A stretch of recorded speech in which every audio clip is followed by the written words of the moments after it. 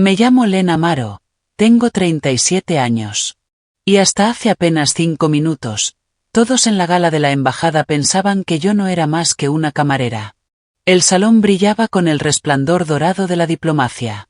Las copas de champán tintineaban. Un cuarteto de cuerdas interpretaba algo caro y refinado. Hombres con smoking y uniformes militares se erguían como titanes bajo la gran lámpara de araña.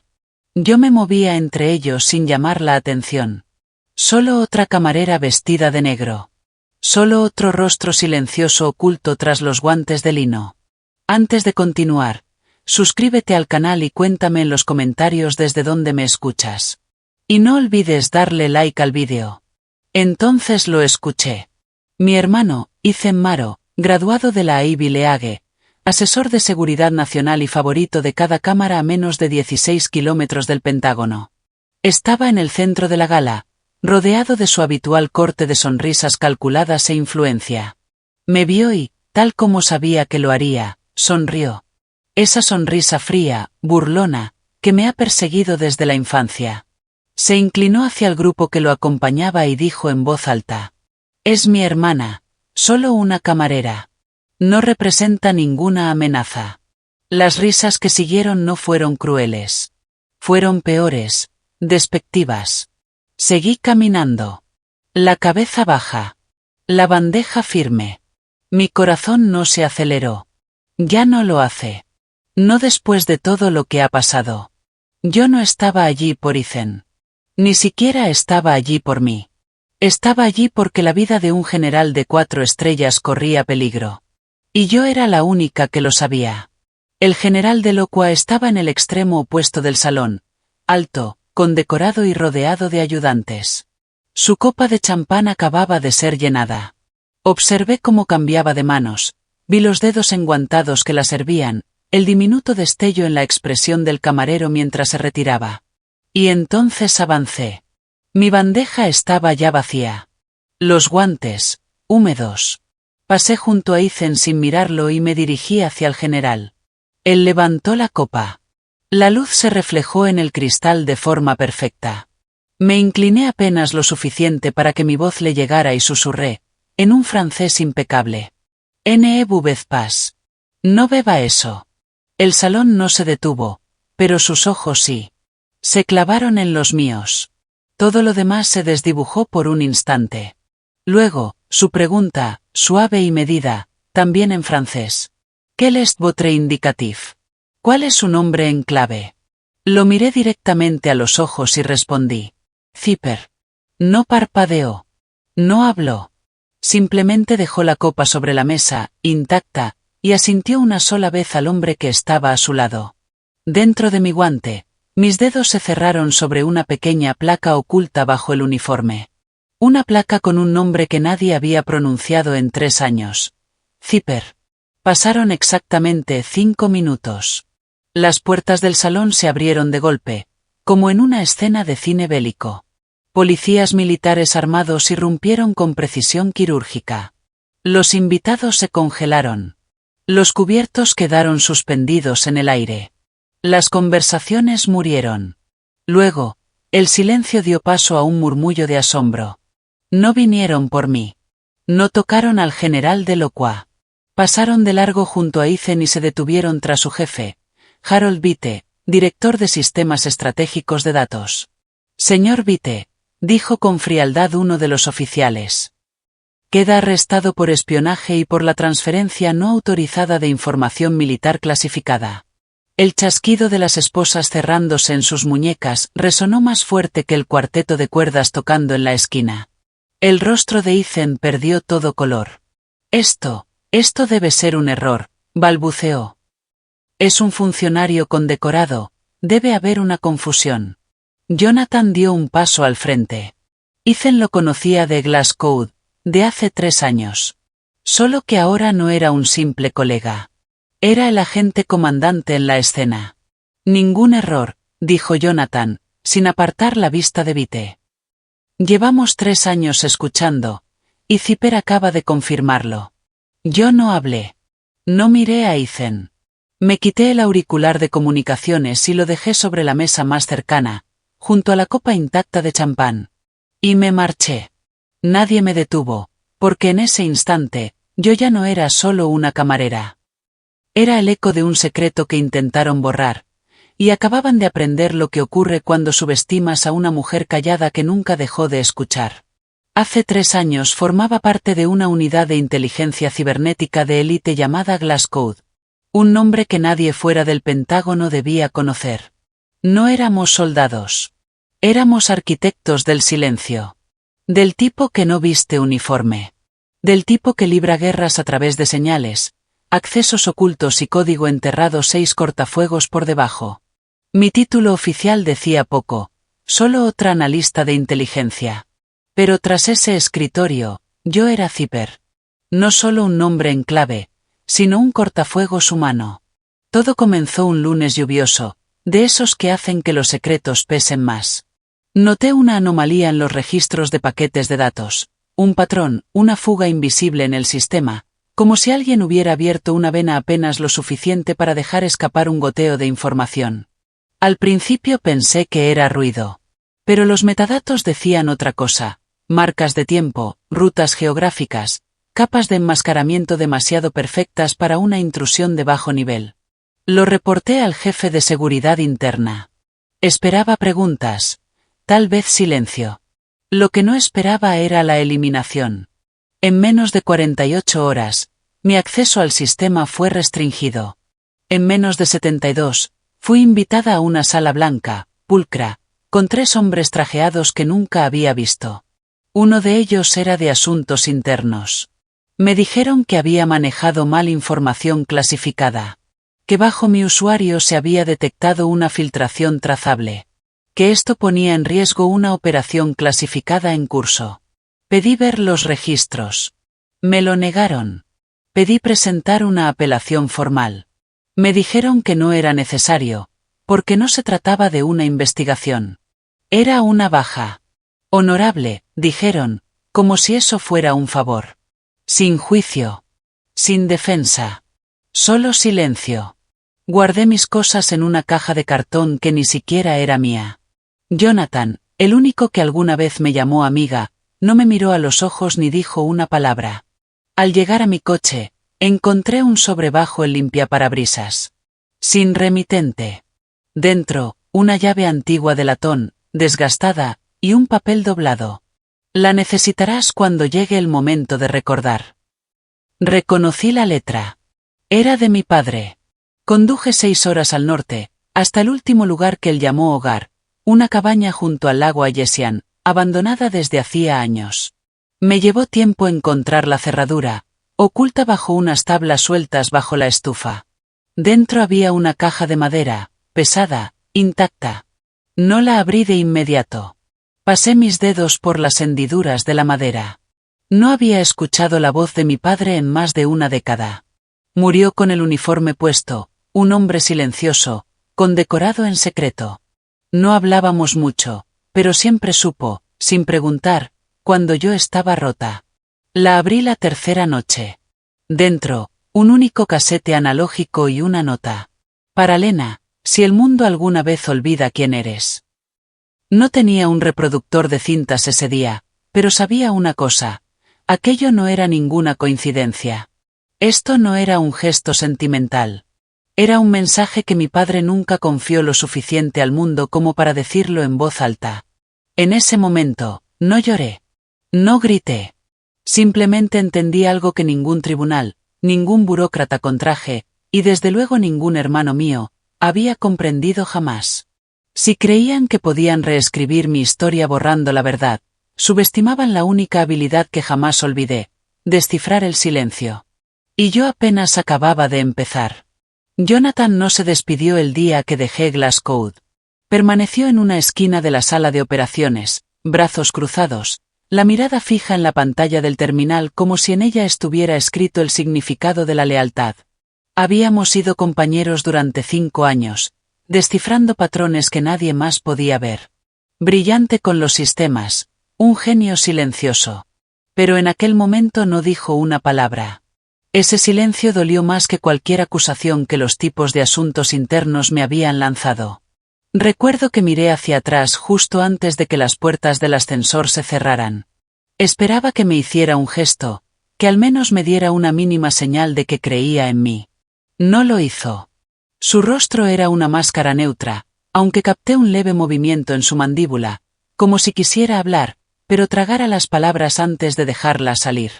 Durante meses después, repetí esa imagen en mi mente. Me preguntaba si Jonathan había dudado de mí o si el miedo le había encadenado la voz. Quizá ambas cosas. Y luego estaba Ethan, mi hermano mayor. Si el silencio de Jonathan me había herido, la voz de Ethan era un arma. Él era el hijo dorado de la familia Maro. Graduado en Georgetown, licenciado en Relaciones Internacionales, con un currículum impecable y una carrera que gritaba éxito. Ethan cree en las victorias visibles, ascensos, medallas, aplausos. Siempre consideró que lo que yo hacía, o había hecho, no estaba a la altura de eso.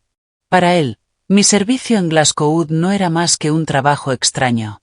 Nunca supo los detalles. Nunca le importó lo suficiente como para preguntar. Lena, deberías haber ido a la universidad como todos, me dijo una vez, tras el funeral de nuestra madre. En cambio, has estado perdiendo el tiempo en lo que sea que hagas. No sabía que yo había sido Zipper, la sombra detrás de innumerables operaciones cibernéticas que habían evitado explosiones, colapsos de redes y el robo de secretos a manos de agentes extranjeros. Yo salvaba vidas desde una pantalla. Pero en los ojos de Ethan, seguía siendo solo su hermana pequeña sin un título universitario. Ethan prospera en lugares como las galas diplomáticas, donde el aire huele a perfume caro y a pactos de poder susurrados. Yo los evito como la peste.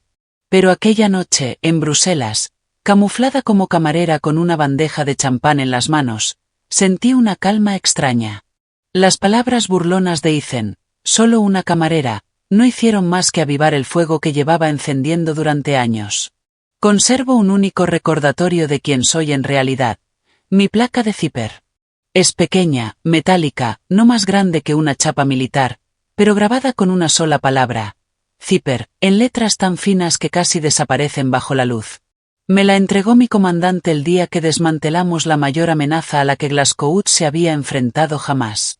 No es para tu cuello, me dijo. Es para tu corazón. Guárdala cerca. Desde entonces, la he llevado en el bolsillo interior de mi chaqueta. Incluso cuando me despidieron. Incluso cuando me sentí como un pedazo de tecnología obsoleta y desechada. Esa placa siempre estuvo cerca de mi pecho. Algunas noches, pasaba el pulgar por encima de las letras hasta sentir las hendiduras. Me recordaba que alguna vez fui alguien. El silencio de Jonathan después de mi salida se convirtió en una sombra que me seguía a todas partes. Meses después de mi baja, recibí un único correo cifrado desde una cuenta anónima. El mensaje tenía solo 5 palabras. No confíes en nadie, ni siquiera en mí. Supe que era de Jonathan. El patrón estaba en la forma de escribir, en el tono cortante, en el espaciado preciso. Me estaba advirtiendo, pero también confesaba su propio miedo. Fuera lo que había descubierto en aquellas fugas de datos, no era un simple fallo del sistema. Era algo más grande. Algo que él temía enfrentar. Ethan, mientras tanto, se hacía cada vez más ruidoso en su desprecio. Cada reunión familiar era una interrogación disfrazada. ¿Sigues sirviendo copas o ya encontraste un trabajo de verdad? Reía como si fuera una broma inocente, pero yo sabía que no lo era. Necesitaba sentirse superior porque no me entendía. Quizá porque no quería hacerlo. La gala no fue la primera vez que Ethan me subestimó, pero sí fue la primera en la que vio mi verdadero rostro. No el enigmático Zipper de Glasgow, sino la mujer que cargaba dentro tanto la traición como la claridad. Esa noche, mientras deslizaba los dedos sobre la placa de Zipper bajo mi blusa, me hice una promesa silenciosa. No me limitaría a sobrevivir a su silencio y a su juicio. Me alzaría sobre ellos. Les demostraría que la fuerza no siempre es ruidosa. Que a veces es la persona más callada de la sala la que lo cambia todo. 3 años. Eso es lo que esa caja estuvo intacta, enterrada bajo las tablas del suelo en la cabaña de mi padre. Sus bordes de latón apagados por el tiempo, su peso haciéndose cada vez más denso en mi memoria. La traje conmigo el día que dejé Glasgow, como una compañera muda de mi exilio. No la abrí entonces. No estaba lista. Pero eso cambió después de Bruselas. Aquella noche, tras el arresto, después de salir de aquella sala en la que por fin me habían visto, regresé a casa. Y el silencio de mi apartamento era distinto. No opresivo, como antes, sino expectante, como si algo me estuviera esperando. Saqué la caja del fondo del armario. El polvo se aferraba a sus bordes como viejos remordimientos. Mis dedos temblaban, no por miedo, sino por el peso de lo que por fin podía descubrir. Me senté en el suelo y la abrí. Dentro, el casete seguía intacto, con la etiqueta aún escrita con la letra de mi padre. Para Lena, si el mundo alguna vez te olvida. A su lado, una fotografía en blanco y negro, desvaída. Mi padre con uniforme, de pie junto a un hombre que no reconocía, alto, de hombros estrechos, vestido con traje en lugar de uniforme. Ambos sonreían, pero ninguno parecía feliz. Saqué el reproductor de cintas que había encontrado años antes en un mercadillo de Nueva Jersey. Una reliquia vintage que había comprado sin motivo aparente. Tal vez, en el fondo, siempre supe que este día llegaría. Introduje la cinta y presioné play. Al principio, solo un ruido estático, suave, crepitante, casi íntimo. Y entonces llegó su voz. Lena, si estás escuchando esto, ya no estoy. Nunca tuve la oportunidad de contártelo todo. En parte, porque no confiaba en que el mundo quisiera escuchar. Pero sobre todo, porque no quería verte herida como lo estuve yo. No respiré. Solo escuché. Sé que te expulsaron. Sé que no fue culpa tuya. Lo mismo me pasó a mí, hace años. A mí también me borraron. No porque hubiera fallado, sino porque encontré algo que no debía ver. Sentí la garganta cerrarse. Zipper no nació para vengarse. Nació para descifrar. Tu trabajo no es destruir a quienes te silenciaron, continuó mi padre. Es revelar las verdades que enterraron. La cinta volvió a crepitar, como si su voz tuviera que luchar contra el tiempo para alcanzarme. En mis últimos meses, rastreé algo. Un canal cifrado. Estaban filtrando datos a alguien que estaba dentro de nuestras propias paredes. Lo seguí hasta la división de Vite, pero no pude probarlo. Mi corazón se detuvo un segundo. Vite, el jefe de Ethan. El mismo hombre al que habían esposado y sacado de la gala de la embajada. Hay un segundo archivo. Lo dejé escondido. Encontrarás la llave bajo la fotografía que hay en esta caja. No está terminado. No pude acabarlo. Pero tú sí puedes. Levanté la foto. Detrás, pegada al panel de madera, había una tarjeta micro SD envuelta en papel de aluminio. La sostuve contra la luz. Tenía una sola palabra escrita: Ashes. Sabrás qué hacer con esto, pero no lo hagas sola. Jonathan quizá haya guardado silencio, pero conoce la arquitectura. Lo necesitarás. Hubo una pausa larga, de esas que te hacen pensar que la cinta ha terminado. Y entonces, en un susurro casi roto. Siempre supe que serías mejor que yo, Lena. No más ruidosa. Mejor. Clic. La cinta se detuvo. El carrete giró unos segundos más. Y luego el silencio. Me quedé sentada en el suelo, sin moverme, durante un buen rato. Durante años pensé que mi padre había muerto sin saber en quién me había convertido, sin entender el daño que me habían hecho. Pero lo sabía. Vio lo que se venía. Y dejó un rastro. Un rastro que llevaba directamente de vuelta a las sombras de las que me habían expulsado. Inserté la tarjeta micro SD en mi terminal seguro. La pantalla cobró vida. Un único directorio, fechado hacía 15 años, protegido con cifrado de Glasgow. Lo reconocí al instante. Dentro, registros de paquetes, fragmentos de correos electrónicos, transcripciones de chats. Algunos incompletos. Otros corruptos. Pero había suficiente para contar una historia. Una que comenzó mucho antes de que yo me uniera a Glasgow. Una que incluía nombres, fechas, rutas IP, todo un ecosistema de silencio. Y, enterrado entre los registros, un único archivo de audio. Lo reproduje. Era la voz de Vite. Inconfundible. No es una amenaza. Es solo un recurso de apoyo. Que cargue con la culpa. Nadie la creerá sin un cargo oficial. Ese fue el día en que decidieron que yo debía desaparecer. Ese fue el momento en que decidí que nunca volvería a guardar silencio. El archivo de audio de la micro SD no estaba completo. Comenzaba limpio. La voz de Vite, nítida, arrogante. Exactamente como lo recordaba. Lo escuché 2 veces, luego 3. A la 4ª reproducción noté algo. Un hueco. No un silencio natural, no la pausa de alguien que piensa antes de hablar. Era un corte manipulado. Exactamente 2.4 segundos de estática, demasiado perfectos, demasiado limpios. Un corte quirúrgico en una conversación que debería fluir de manera continua. Alguien había editado la grabación. Me recosté en la silla, observando la forma de onda en la pantalla. Mi padre no había hecho esto. Él no me enviaría un archivo mutilado. Eso significaba que otra persona lo había alterado. O durante la transferencia, o después de su muerte. Y quien fuera, no quería que yo escuchara lo que venía después. Ese tipo de edición requiere precisión, acceso, motivo, y una arrogancia ciega que asume que los borrados no vendrán a buscar. No estaba enfadada. Ni siquiera sorprendida. Pero sí estaba decidida. Hay un hombre, fuera del radar, imposible de rastrear, que me debe la vida. Se hace llamar Ion. Su nombre real es un fantasma. No importa. Nos cruzamos en Marrakech hace 7 años. Lo saqué de un túnel de datos comprometido segundos antes de que un dron redujera a escombros el callejón donde estaba. Nunca lo olvidó. Personas como él no lo hacen. Me puse en contacto con él de la única forma que teníamos.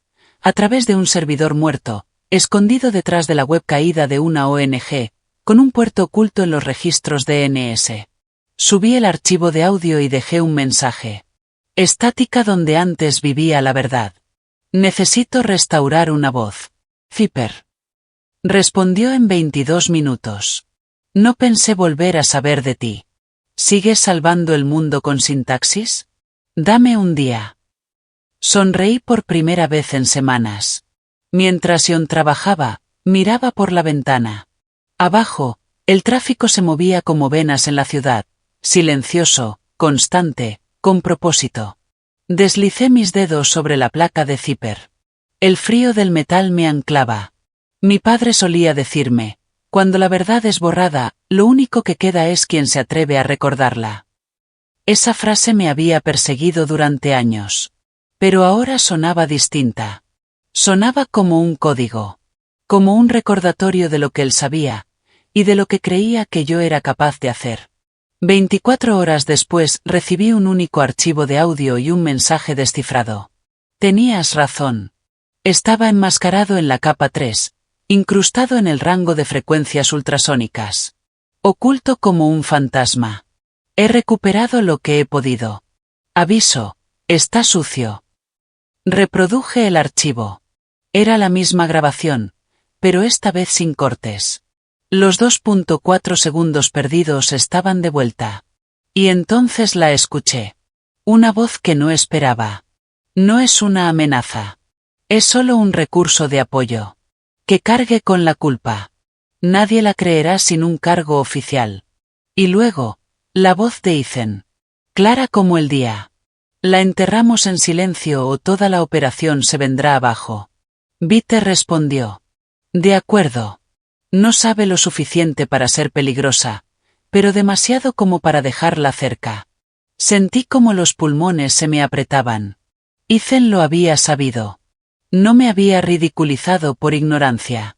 Había participado. Había estado al lado de los hombres que me borraron, y no dijo nada. Peor aún, los ayudó a escribir el guión. Mi propio hermano. El mismo que se había reído de mí en las cenas familiares. El que brindaba con champán en las galas de la embajada mientras yo desaparecía en la sombra. El que estrechaba la mano de Vite como si su integridad fuera algo heredado e invulnerable. Todo, una máscara. Volví a escuchar la grabación. Una y otra vez. Quería que las palabras perdieran fuerza, pero no lo hicieron. Cada repetición las grababa más hondo en mí. No era rabia. No era venganza. Era algo más frío. Más afilado. Claridad. Esto ya no se trataba de traición. Se trataba de exponer. De verdad. Y no iba a gritarla desde los tejados. Iba a susurrarla exactamente donde resonara más fuerte. Allí donde las reputaciones visten trajes y las mentiras, medallas. Pero antes, tenía que completar el rompecabezas. Y para eso, necesitaba al único hombre que una vez apartó la mirada, Jonathan. El teléfono sonó pasadas las 12 de la noche. No mi línea personal. La otra. La que no había usado desde que me alejé de la red Zipper. Era una señal cifrada, de grado militar. De las que no dejan rastro. De las que solo suenan si alguien con una autorización muy seria quiere que le escuches. Me quedé mirándola 3 segundos antes de responder. Lena Maro. La voz al otro lado no me resultó familiar, pero era calmada, precisa. Acento estadounidense de la costa este, medido, como si hubiera sido entrenado para inspirar confianza. Justo el tiempo suficiente para que olvidaras que nunca diría su nombre. Hemos estado siguiendo la reconstrucción de señal que realizaste. La recuperación del segmento enmascarado en capa 3. Impecable. Eso encendió todas las alarmas en mi cabeza. La única persona con la que había compartido eso era John, y él era un fantasma. ¿Quién es usted? Nombre en clave, Grey Root. Hablo en nombre de un consejo conjunto de supervisión entre el Departamento de Defensa y 2 antiguos miembros del Tribunal Independiente de Glasgow. Eso captó por completo mi atención. Grey Root continuó. Creemos que los archivos que has descifrado forman parte de una fuga de datos mayor, vinculada a una secuencia clasificada, inactiva durante mucho tiempo, ahora reactivada a través de un nodo con nombre en clave Opal Verge. También creemos que el general Vite no actúa solo. No dije nada. No necesitaba ánimos para seguir escuchando. Ya tenía mi atención. Necesitamos ojos en un punto concreto. Bruselas. Operarás bajo cobertura no oficial. Estatus civil. Nivel de personal auxiliar. Recibirás un dossier sellado a través del canal PRISM. Exhalé despacio. La embajada. ¿Cuál es la cobertura? Pregunté. Hubo una pausa mínima. Asistirás como personal de hospitalidad en la gala de agradecimiento militar de la embajada. Etiqueta formal. Autorización completa de vigilancia. No intervendrás a menos que recibas la señal. Por supuesto. Un fantasma disfrazado de camarera. Estuve a punto de reír. Hacía 3 años que no me ponía un uniforme, y ahora sería uno para servir copas. ¿Cuál es la señal? Otra pausa. Un brindis. Si Delocua bebe de la copa que le ofrece Vite, te mantienes al margen. Si no lo hace, el protocolo Zipper se activa. Deberás grabar confirmación de audio. Y Ethan, sigue siendo un comodín, pero estará en el séquito de Vite. Si te expone, abortamos. Asentí, aunque él no podía verme. No tienes que responder ahora. Pero si aceptas, mañana a las 6 de la mañana, en la puerta de The Union Station.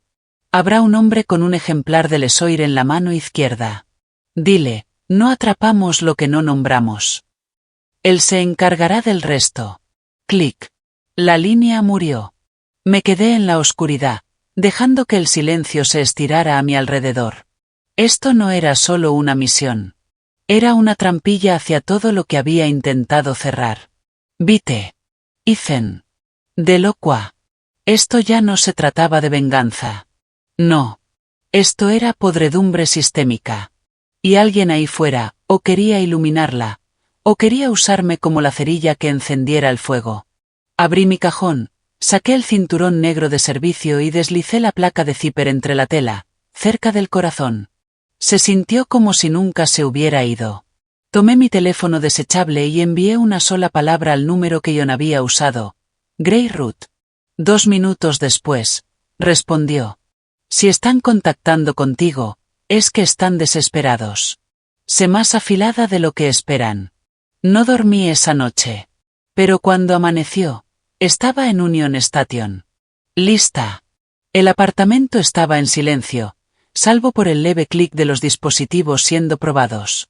Puse todo el equipo sobre la mesa, como lo había hecho en el pasado. La diferencia era que, esta vez, la misión no estaba sancionada. No oficialmente.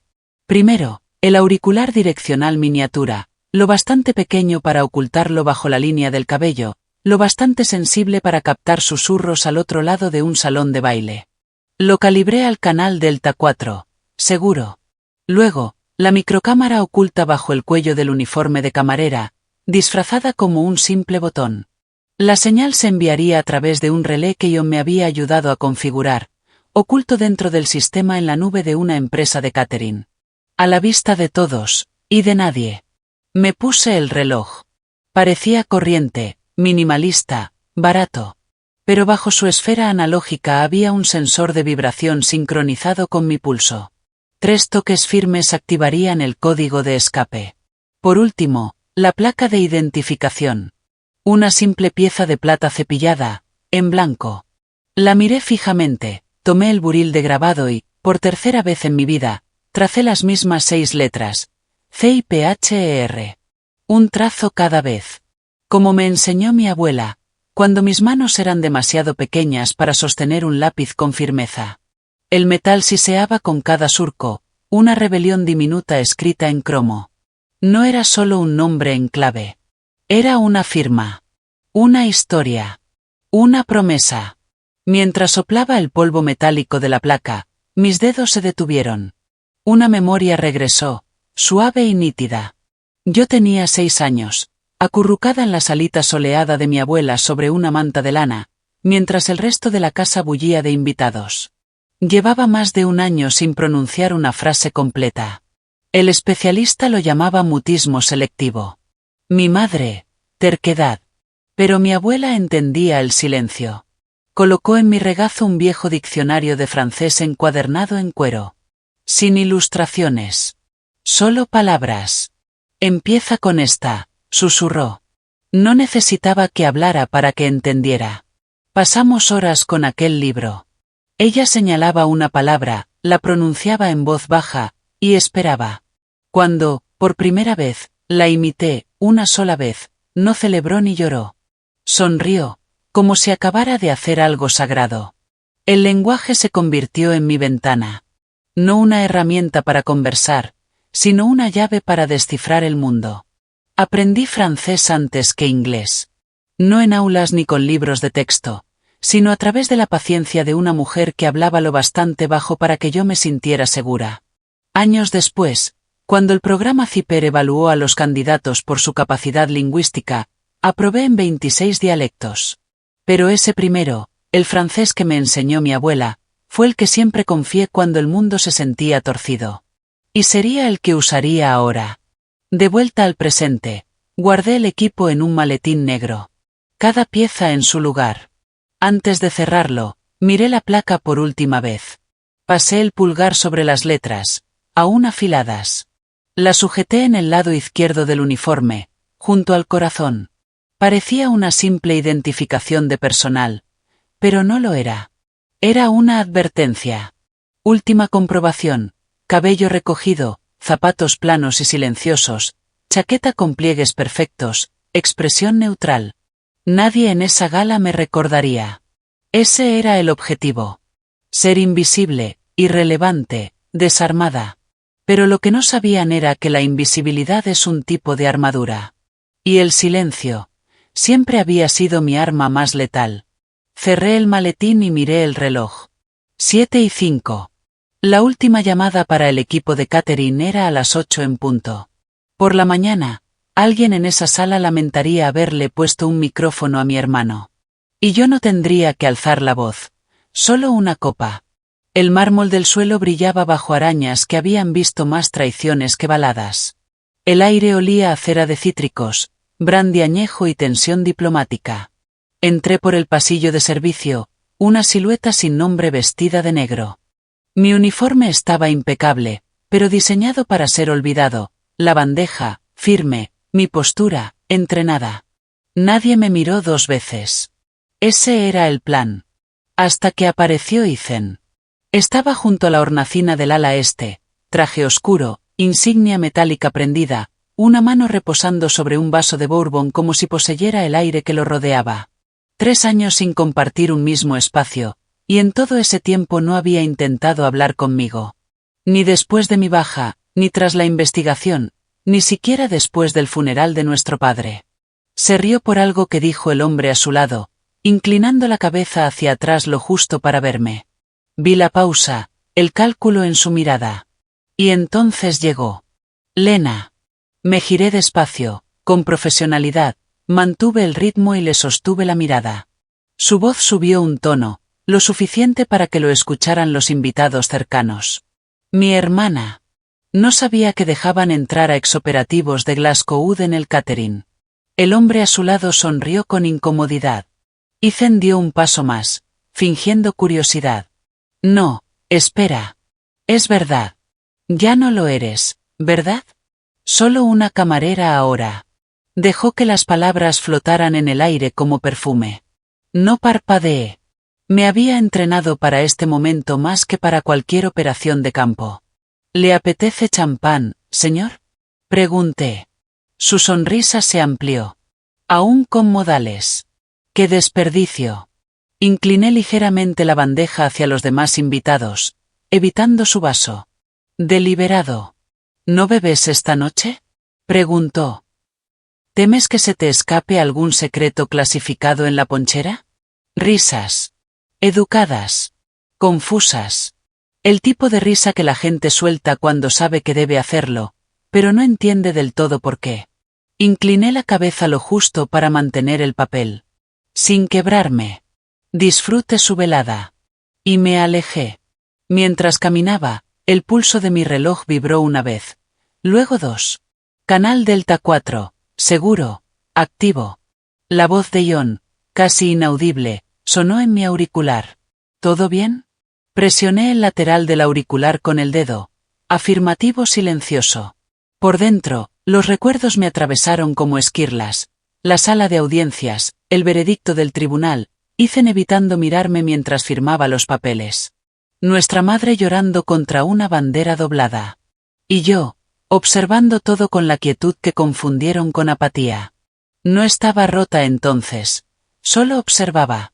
Y ahora, tenía asiento en primera fila para el teatro que él ayudó a montar.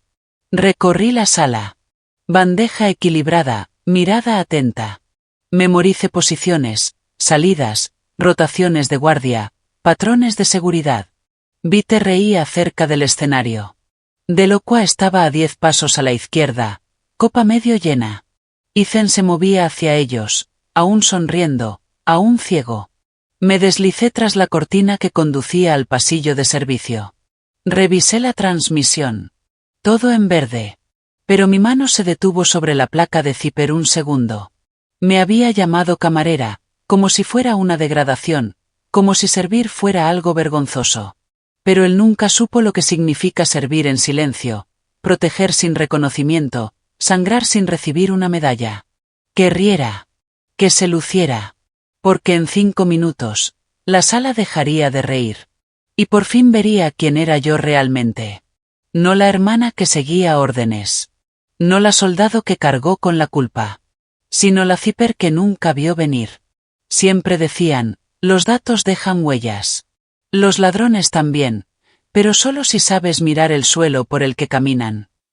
Mientras la orquesta deslizaba a Strauss y las risas de champán resonaban de fondo, avancé en silencio por los pasillos laterales de la gala. La iluminación era cálida, pulida, perfecta para el engaño.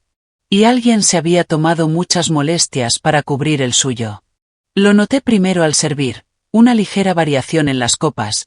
El logotipo del catering grabado bajo el borde no coincidía con el del lote asignado.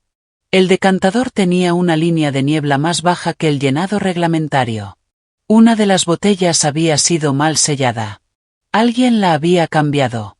Pero no era lo único. Vite, El superior de Ethan volvía a hablar con Delacroix. Nada raro. Pero los hombres que los flanqueaban, según la lista de invitados, eran consultores civiles de datos destinados a la alineación de redes internacionales. Reconocí a dos enseguida. El tercero me hizo detenerme. Alto, rubio, con el aire de alguien en quien confiarías para cuidar tu teléfono. Corbata azul cobalto, gesto relajado, pero yo lo conocía. Años atrás, en mi primer año en Glasgow, me habían asignado rastrear exfiltración de metadatos en 3 nodos comprometidos de la OTAN. Ese hombre, el que ahora reía junto al general, había sido discretamente expulsado de la célula tecnológica de Berlín por desajuste interno, que era un eufemismo para lo pillaron sustrayendo subrutinas. Enterraron el escándalo. Sin cargos. Solo reubicación. Y ahí estaba. Con credenciales. Sujetando una memoria USB segura como si fuera un pen con fotos de cócteles. Fue entonces cuando mi pulso cambió. Incliné la bandeja apenas. Mi micrófono de solapa emitió un leve pitido. Ion lo había visto también. ¿Lo ves? Susurró. Corbata cobalto confirmada, respondí por lo bajo. Me detuve junto a una columna espejada, dejando que su superficie reflejara al grupo de Delacroix. Y lo vi. Vite sacó de su chaqueta un pequeño estuche negro y se lo entregó al hombre de la corbata. Este lo intercambió por uno idéntico. Parpadeé 2 veces. Era un intercambio clásico. Handoff físico, método antiguo para engañar a la vigilancia básica. 2 dispositivos idénticos, uno lleno de basura, el otro con claves zipper descifradas. El estómago se me encogió. Si esas claves eran las que yo pensaba, no estaban jugando a la política. Estaban desmantelando sistemas. Vendando los ojos a aliados, protocolo a protocolo. Di 3 pasos. Vite giró y me miró. Por un momento, pensé que había visto más allá del delantal y la bandeja. Pero no. Asintió con desdén y volvió a su conversación. Esa arrogancia le costaría más que su autorización de seguridad. Me desvié hacia la barra lateral, dejé la bandeja y ajusté el auricular. Grey Root, susurré. Confirmado USB, respondió una voz nítida. Repito, identificación visual de cobalto, excélula tecnológica de Berlín. Carga probable en tránsito. Proceda según plan. Exhalé despacio. No necesitaba romper la cobertura. Aún. Pero no tardaría. En el salón principal, Delacroix alzaba de nuevo su copa, rodeado de hombres que sonreían demasiado y hablaban demasiado poco. Ethan estaba ahora junto a Vite, saboreando la cercanía al poder. Parecía orgulloso. Pero el orgullo es más ruidoso que las pruebas. Y yo sostenía las mías, en silencio. Me moví a posición. Las luces se atenuaron ligeramente mientras un pianista iniciaba la siguiente pieza. Algo en si menor, melancólico, inquietante.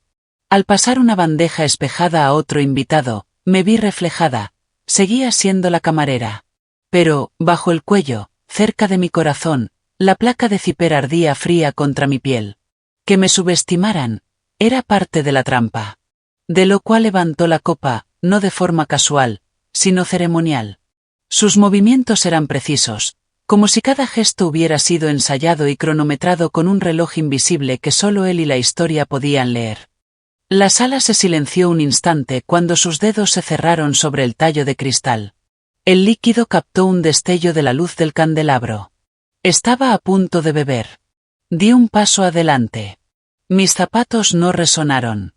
Ya no llevaba copas en la bandeja. El delantal seguía impecable. La placa de identificación intacta. Mi pulso, controlado, una respiración profunda. Un recuerdo. El momento en que dejé de guardar silencio. No me vio venir. Hombres como él casi nunca lo hacen. Me coloqué a su lado, lo bastante cerca para que su equipo de seguridad me mirara, pero no tanto como para activar el protocolo. Me incliné ligeramente, como lo haría una camarera. Y susurré. Ne-vous pas. No beba. El tiempo se ralentizó. Él no giró del todo, pero se quedó inmóvil. Un destello cruzó sus ojos. No era pánico. No todavía. Era reconocimiento. Una sola sílaba, en la lengua adecuada, puede despertar recuerdos que ningún código logrará. «Quel est votre indicatif?» Susurró, apenas audible. «Zipper», respondí sin dudar. Entonces me miró, de verdad. Su mirada atravesó el disfraz, el delantal, la fachada de servidumbre. Vi regresar al comandante. Años de guerra y traiciones grabados en las líneas de su rostro. Y luego, el cambio. Colocó la copa sobre la mesa. No de forma brusca, ni por miedo, sino con la deliberación de quien deja un objeto que se ha vuelto radiactivo. Me quedé inmóvil. Uno de sus ayudantes se movió para preguntar algo. Delacroix levantó una mano y lo detuvo. La música se desvaneció a un fondo borroso. Las risas lejanas se amortiguaron. Él se inclinó apenas. Su francés era impecable, frío, familiar. ¿Desde cuándo has estado inactiva? Desde Glasgow. Hubo una pausa. Él alisó su solapa, alzó el mentón. Llegas tarde. Usted está en peligro. Otra respiración. Otra orden muda en sus ojos. Uno de sus hombres asintió y se perdió entre la multitud. Delacroix giró ligeramente, bloqueando la línea de visión de Ethan y de Vite. ¿Quién más lo sabe? Preguntó, esta vez en inglés. Los suficientes, respondí. Miró hacia el escenario y luego de nuevo a la copa. Han comprometido la red diplomática. Asentí.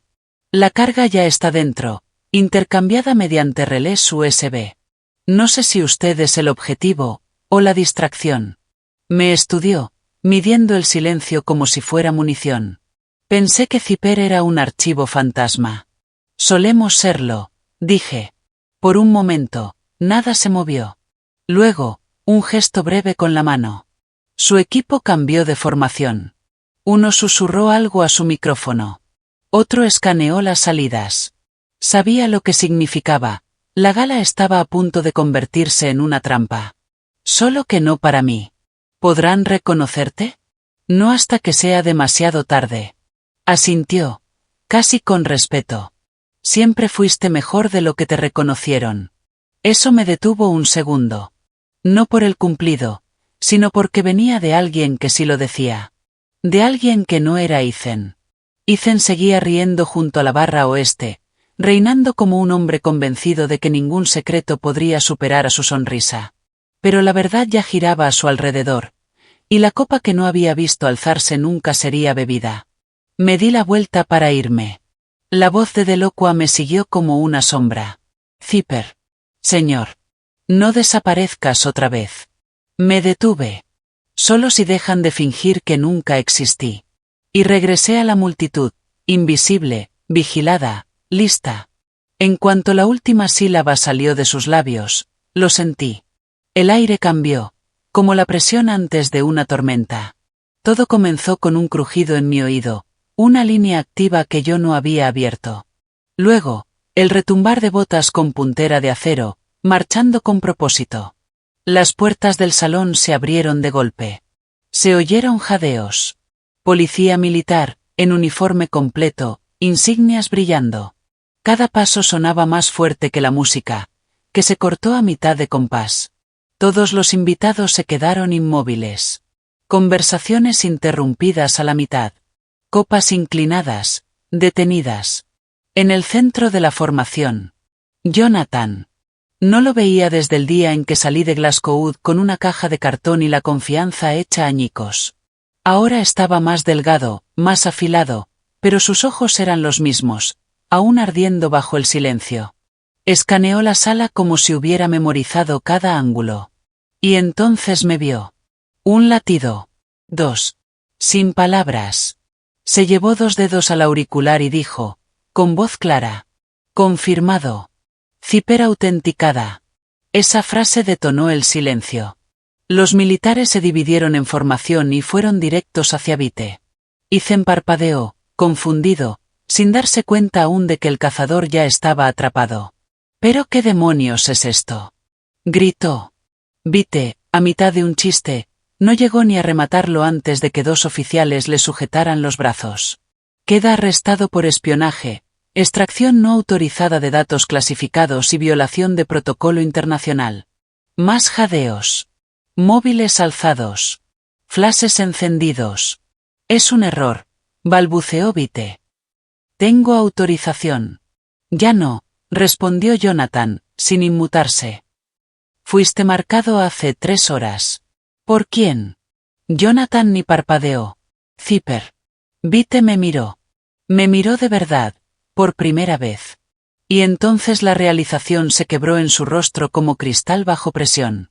No, ella es. Ethan intervino, furioso. Es mi hermana. Ni siquiera es militar ya. Los ojos de Jonathan se desviaron hacia él, voz plana. Señor, retroceda. Esto es una investigación en curso. Pero Ethan avanzó un paso, la voz más alta. Lena, ¿qué hiciste? ¿Qué está pasando? Ahora toda la sala nos miraba. Yo no me moví. No lo necesitaba. Vite estaba siendo esposado. Leían sus derechos. Los diplomáticos permanecían con la boca abierta, incapaces de articular palabra. Jonathan me miró una vez más y me dio el más leve de los asentimientos. No de mando, sino de reconocimiento. Luego se volvió para dirigir la extracción. Ethan volvió hacia mí, pálido, temblando entre la furia y la incredulidad. Lena, ¿qué es esto? Le sostuve la mirada. Años de ser ignorada, ridiculizada, borrada, de ser solo una camarera, solo emocional, solo una mujer. No dije nada. Solo mantuve sus ojos y asentí una vez, con intención. Sin burla. Sin sonrisa. Solo verdad. Retrocedió un paso, tambaleante. Zipper, susurró, como probando una palabra que nunca supo deletrear. Pero para entonces, el momento ya había pasado. El verdadero juego había terminado. El equipo de extracción desapareció por el pasillo con Vite. Los invitados comenzaron a susurrar otra vez. La música volvió, pero sin convicción, como si no estuviera segura de que debía hacerlo. Caminé hacia la mesa donde había dejado mi auricular. Lo recogí, lo dejé suavemente y me di la vuelta para salir del salón. No me retiraba, regresaba. La gala de la embajada había terminado hacía horas, pero yo seguía sentada sola, en la penumbra de la sala trasera del consulado. La última copa había sido retirada. Las lámparas de araña, ahora tenues, emitían un zumbido suave. Me había quitado el uniforme. Ya no era una camarera. Nunca lo fui realmente. Un golpe suave en la puerta. Lena, dijo una voz. La conocía. No la había escuchado en años, pero no había cambiado. Jonathan. Entró. Ya no era el joven analista que recordaba. Su uniforme llevaba ahora las insignias del mando. Parecía mayor, más cansado, pero la forma en que evitaba mirarme decía algo más profundo. Te debo algo, dijo, tendiéndome una memoria USB. La tomé, sin confiar del todo en que fuera lo que pensaba. Es la grabación completa, añadió. El audio original. Sin cortes, sin alteraciones. El que nunca pudiste escuchar. Mis manos se tensaron sobre el plástico. ¿La tenías? Tenía acceso, pero no hablé. No hace 3 años. Tragó saliva. Estaba a punto de recibir un ascenso. Me quedé callado. Ahí estaba. No solo traición. Cobardía disfrazada de ambición. ¿Por qué ahora? Pregunté, con frialdad. Jonathan bajó la mirada. Te vi esta noche. Vi quién sigue siendo, y a quien permití que borraran. No merecías lo que te hicieron. No respondí. Conecté la unidad a mi portátil seguro. La grabación cargó. Primero, estática familiar llenando la habitación, y luego, la voz de mi padre. Grave. Deliberada. Si estás escuchando esto, significa que me han enterrado, comenzó. Dejé un rastro, Lena, cuando no debía. Glasgow no era solo una operación. Era una tapadera. Alguien dentro intercambiaba información clasificada por inmunidad extranjera. Pero no podía dar nombres. No sin pruebas. Un clic en la cinta. Pausa. Luego continuó. Debes encontrar al comprador. El que más temía. Es alguien en quien Ethan confiaba. En los archivos figuraba como Marlin. Pero tú lo conoces. Se sentó en nuestra mesa durante años. El mejor amigo de tu hermano. El pecho se me apretó. Solo había un hombre al que Ethan había llamado hermano de armas. El coronel Derek Bass. Solía sentarse a mi lado en las barbacoas familiares, despeinándome y llamándome genio silenciosa. Recordé su risa, como siempre traía cigarros a Ethan desde el extranjero, y cómo desapareció tras la muerte de mi padre. Sin llamadas. Sin cartas. Jonathan me observaba mientras asimilaba la revelación. Por eso vine, dijo. No estabas loca. No fuiste descuidada. Tenías razón. Y yo ayudé a silenciarte. Cerré el portátil. ¿Por qué me lo dices ahora? Repetí. La culpa no devuelve 3 años. Negó con la cabeza. No, pero quizá pueda ayudarte a terminar lo que tu padre empezó. Un silencio largo se instaló entre nosotros. ¿Sabes dónde estabas? Pregunté por fin. Jonathan asintió. Está destinado fuera de Stuttgart. Pero hay rumores de que se reúne con Delacroix antes de cada sesión de seguridad. Sin registro. Sin informes. Miré hacia la oscuridad. Entonces, la gala solo fue el principio. Jonathan metió la mano en su abrigo y sacó un sobre. Hay más. Registros de vuelo, facturas de hotel, conversaciones rastreadas en teléfonos desechables, suficiente para empezar una cadena. Lo tomé sin decir nada. Mis manos estaban firmes. Lena, dijo con suavidad. Aún estás a tiempo de alejarte de esto. Nadie te culparía. Yo sí, respondí. Sonrió. Triste. Lo imaginaba.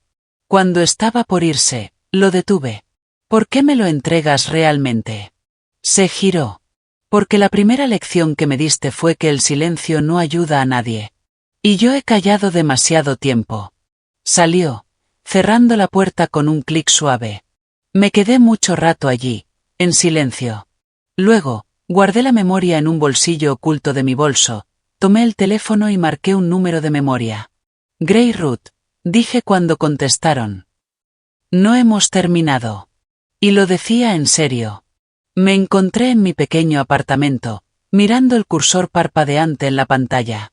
Mis dedos flotaban sobre el teclado. El archivo final estaba listo. Sin cortes. Completo. La voz de mi padre preservada a través del tiempo, y de la traición. Había esperado 3 años para esto. O tal vez toda mi vida. Jonathan me lo había entregado sin ceremonias, con su culpa suspendida en el aire como humo rancio. No pidió perdón. Sabía que no debía. Yo tampoco lo ofrecí. No todavía. En cambio, subí el archivo a un portal seguro y abierto de transparencia militar. Uno que mi padre había luchado por crear.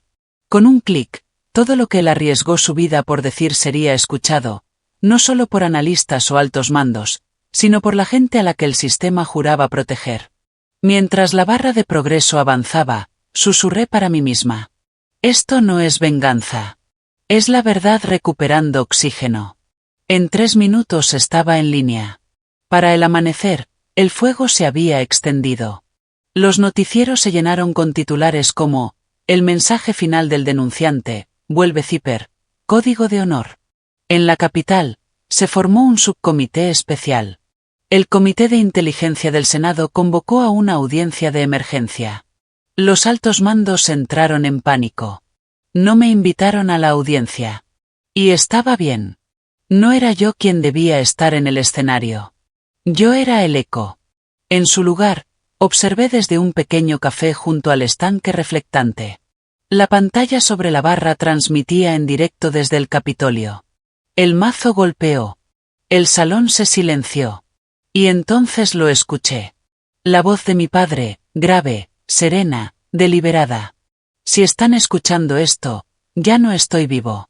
Eso no es una tragedia. Es cuestión de tiempo. Mi nombre es Coronel Raymond Maro. Serví bajo Glasgow y Blue Vial.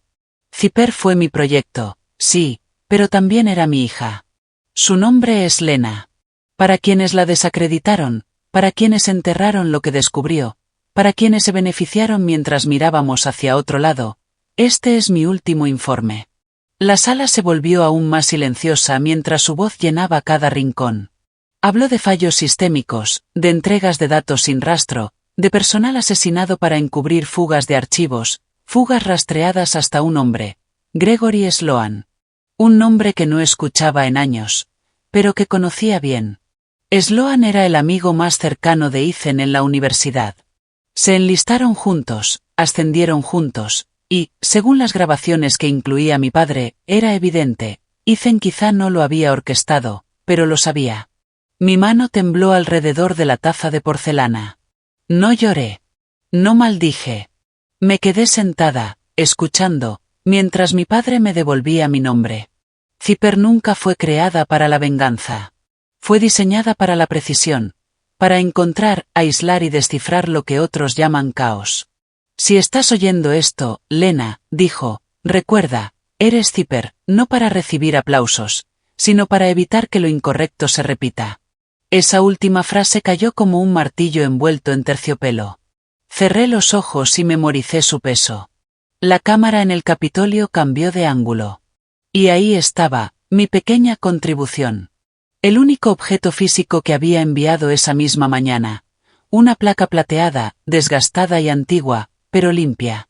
Sobre la mesa de la audiencia, junto a un vaso de agua, se leía grabado Ciper. Sin apellido. Sin rango. Sin unidad. Solo una designación que había sido borrada, y que ahora resplandecía bajo las duras luces de la rendición de cuentas. La audiencia pasó a sesión cerrada después de 23 minutos. Eso fue todo lo que necesitó. Al día siguiente, Sloan presentó su dimisión. Vite fue acusado de 4 cargos de espionaje. Ethan desapareció de los medios, pero no de mi memoria. Esa noche caminé sola hasta el estanque reflectante. Sin medallas. Sin banda militar. Solo yo, y la verdad que había cargado. Una niña pasó junto a mí, de la mano de su madre. Se detuvo, señaló mi placa aún prendida en el abrigo. Ciper, leyó. ¿Es tu nombre? Sonreí. No.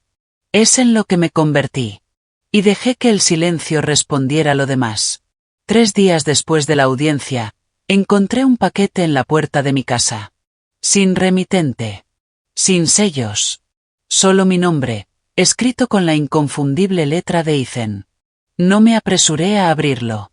Lo dejé sobre la mesa de la cocina mientras preparaba té, barría el suelo y observaba cómo el cielo cambiaba de color por la ventana. El peso de esa caja no era solo físico. Presionaba el aire. Cuando por fin la abrí, reconocí el olor antes de ver el contenido.